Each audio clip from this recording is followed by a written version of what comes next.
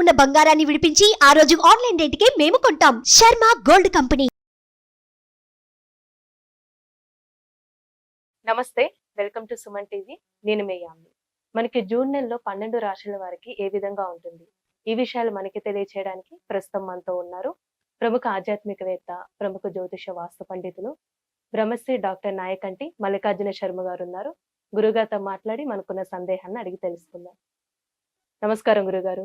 నమస్కారం అమ్మా. గురుగారు, జూన్ నెలలో అండి అసలు మేషరాశి వారికి ఏ విధంగా ఉంటుంది, ఈ రాశి వారికి సంబంధించిన పరిహారాలు మాకు తెలియచేయండి. ఓం శ్రీ గురుభ్యో నమః. జూన్ మాసంలో గ్రహగమన గతుల విషయానికి ముందుగా వస్తే మనకి కుంభరాశిలో శని యొక్క సంచారం, మీనరాశిలో రాహు యొక్క సంచారం, కన్యారాశిలో కేతు యొక్క సంచారం, అలానే మిగతా గ్రహాల యొక్క కలయికను కూడా చూస్తే మనకి జూన్ మాసంలో కుజుడు కూడా మేషరాశిలో సంచారం చేయటం, అలానే ద్వితీయ స్థానంలో అంటే మేషానికి ద్వితీయ స్థానంలో రవి, బుధ, అలానే శుక్ర, గురువుల యొక్క సంచారం జరుగుతుంటుంది. అంటే ఇక్కడ ఏదైనా సరే వాళ్ళకి ఈ మేషరాశి వాళ్ళకు ప్రధానంగా కొన్ని గ్రహస్థితుల యొక్క కారణంగా అంటే ఏకాదశ స్థానంలో శని యొక్క ప్రభావంలో వృత్తిపరంగా విజయం సాధించే అవకాశం ఒకటి ఉంటుంది.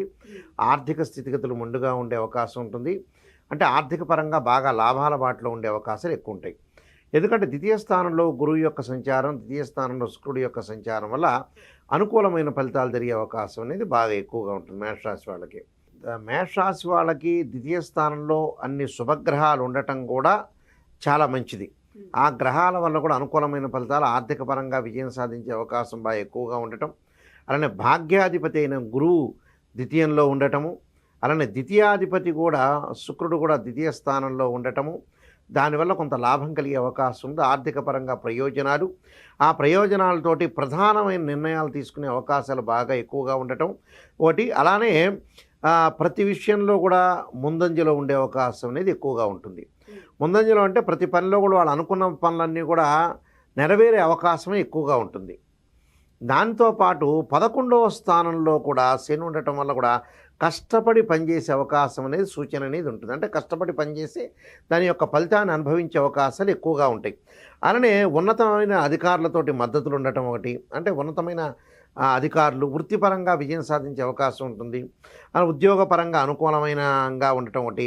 సాంకేతికంగా అద్భుతమైన విజయాన్ని దారితీసే అవకాశాలు ఎక్కువగా ఉండటం, కార్యకలాపాలు అనుకూలంగా ఉండటం, ప్రతి పనిలో కూడా విజయం సాధించడం. విద్యార్థుల జీవితంలో కూడా 5వ ఇంటి అధిపతి ప్రత్యేకంగా సూర్యుడు, గురువు, శుక్రుడు మరియు అంటే 5వ ఇంటి అధిపతి ఇక్కడ కొంత గ్రహాల యొక్క కాంబినేషన్తో ఉండటం వల్ల గురువుతోటి, శుక్రుడితోటి, బుధ గ్రహాలతో కలిసి ఉండటం వల్ల రవి, అందువల్ల అనుకూలమైన ఫలితాలు ఉండటం ఒకటి.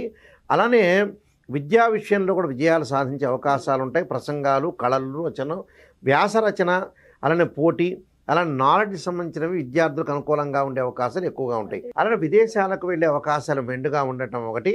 దాని తర్వాత ఈ నెలలో మంచి కుటుంబమైన వాతావరణం ఉండే అవకాశం ఉంటుంది. అలా 2వ ఇంటి అధిపతి అంటే ద్వితీయాధిపతి అయిన శుక్రుడు ద్వితీయ స్థానంలో ఉండటము, శుక్రుడు గురువుతోటి శుభగ్రహంతో కలిసి ఉండటం వల్ల కూడా అతనికి అనుకూలంగా ఉండే అవకాశం, ప్రేమ సంబంధమైన విషయాల్లో కూడా కొంత అనుకూలమైన వాతావరణం ఉండే అవకాశం ఉంటుంది. అలానే పంచమాధిపతి అయిన సూర్యుడు మిగతా గ్రహాల యొక్క కలయిక వల్ల కూడా మనోభావాలు, అలానే ప్రియమైన వ్యక్తులతో కలయిక, నీతి నిజాయితీగా ఉండటం, అలానే ఆ ప్రేమ సంబంధాలు ప్రయోజనకరంగా ఉండే అవకాశాలు ఉంటాయి. ఆర్థిక స్థితిగతులు కూడా అనుకూలంగా ఉండటం. అలా రాహువు ఏదైతే ఈ రాశి వాళ్ళకు వచ్చేటప్పటికల్లా ద్వాదశ స్థానంలో అంటే 12వ స్థానంలో ఉండటం వల్ల కొంత ఖర్చులు కొద్దిగా పెరుగుతున్నా ఆదాయం అనేది బాగా పెరిగే అవకాశం ఎక్కువగా ఉంటుంది. కాబట్టి ఆర్థిక స్థితిగతి అనేది మెండుగా ఉండే అవకాశం అనేది ఎక్కువగా ఉంటుంది. ఆరోగ్యపరంగా మటు కొన్ని ఇబ్బందులు కలిగే అవకాశం, అంటే ఆరోగ్యపరంగా బలహీనం జరిగే అవకాశం అనేది ఎక్కువ ఉంటుంది. అంటే వీళ్ళ రాశిలో కుజుడు ఉన్నాడు. అంటే ఏదైతే రాశిలో కుజుడు ఉండటం వల్ల శారీరక శ్రమ, ఆరోగ్యపరంగా కొంత ప్రమాదాలు ఏర్పడే అవకాశం అనేది ఒకటి ఉంటుంది. కాబట్టి ఇక్కడ రాహువు కూడా 12వ ఇంట్లో ఉండటం వల్ల కూడా కొంత వాళ్ళకి కొంత ఆరోగ్యపరంగా ఇబ్బందులు కలిగే అవకాశం ఉంటుంది. అంటే మేషరాశి వాళ్ళకి ఇక్కడ ఏంటంటే రాశ్యాధిపతి కుజుడు వాళ్ళకి జన్మరాశిలో ఉండటం వల్ల కొంత ఇబ్బందికరమైన పరిస్థితులు, అంటే ఆరోగ్యపరంగా హెల్త్ పరంగా జాగ్రత్త ఉండాలి. అలానే ద్వితీయాధిపతి శుక్రుడు కూడా 2వ స్థానం ఉండటం వల్ల ఆర్థిక పరంగా ప్రయోజనాలు కలుగుతాయి, డబ్బుకి ఎటువంటి లోటు అనేది ఉండదు. అలానే ద్వితీయ స్థానంలో గురువు ఉండటం వల్ల కూడా మంచి ఫలితాన్ని సాధించే అవకాశం ఎక్కువ ఉంటుంది. అంటే భాగ్యాధిపతి ద్వితీయాధిపతి కలిసి 2వ స్థానంలో ఉండటం వల్ల ఏకాగ్రత కలిగే అవకాశం ఉంటుంది. ఆర్థిక పరంగా నూతన వ్యాపారాల్లో ముందుకు వెళ్ళటం, ఆర్థిక పరంగా లావాదేవీలు, ఆకస్మికంగా ధనలాభం కలిగే అవకాశం బాగా ఎక్కువగా ఉంటుంది. వివాహానికి సంబంధించిన విషయాల్లో కూడా వాళ్ళకి ద్వితీయంలో కళత్రకారకుడైన శుక్రుడు ద్వితీయ స్థానంలో ఉండటం వల్ల కూడా అనుకూలంగా ఉండే అవకాశం ఉంటుంది. అంటే 2వ స్థానంలో శుక్రుడు మంచి చేస్తాడు, 2వ స్థానంలో గురువు మంచి చేస్తాడు, అనుకూలమైన ఫలితాలని. 2వ స్థానంలో బుధుడు కూడా ఉన్నాడు కాబట్టి వ్యాపార పరంగా లాభాలు కలుగుతాయి. అలానే వివాహానికి సంబంధించిన సంబంధాలు కూడా మంచి సంబంధాలు కుదిరే అవకాశం అనేది బాగా ఎక్కువగా ఉంటుంది. దాంతోపాటు లాభస్థానంలో కూడా శని ఉన్నాడు, లాభమే కలుగుతుంది కానీ ఆర్థిక పరంగా ప్రయోజనాలు అవన్నీ కూడా కలగటం అవుతుంది. విదేశాలకు వెళ్ళటం ఒకటి, అనుకూలమైన ఫలితాలు సాధించే అవకాశం. అంటే కష్టపడే తత్వం అనేది నేర్చుకుంటారు. అంటే లిటిగేషన్స్ జోలికి వెళ్ళకూడదు కానీ కష్టపడటం ఒకటి, భార్యాభర్తల యొక్క అనుబంధ బాంధవ్యం బాగా పెరిగే అవకాశాలు బాగా ఎక్కువ ఉండటం ఒకటి. అయితే ఇక్కడ బుధుడి వల్ల నూతన వ్యాపారాలు చేయొచ్చు కానీ అధికంగా పెట్టుబడి అనేది పెట్టకూడదు. అంటే అధికంగా పెట్టుబడి పెట్టకుండా కొంత మితంగా పెట్టుబడి పెట్టి ముందుకెళ్ళటం వల్ల వాళ్ళకి మంచి జరిగే అవకాశాలు ఎక్కువగా ఉంటాయి. కాబట్టి లాభాలు కలిగే అవకాశం ఒకటి ఉంటుంది. విద్యార్థులకు అనుకూలంగా ఉంటుంది, స్త్రీలకు కూడా అనుకూలమైన కాలం. అంటే ఇక్కడ ఈ రాశి వాళ్ళందరికీ కూడా ఒక కుజుడి యొక్క ప్రభావం అనేది అనుకూలంగా లేదు కానీ మిగతా గ్రహాల యొక్క ప్రభావం అనేది చాలా అనుకూలంగా ఉంది.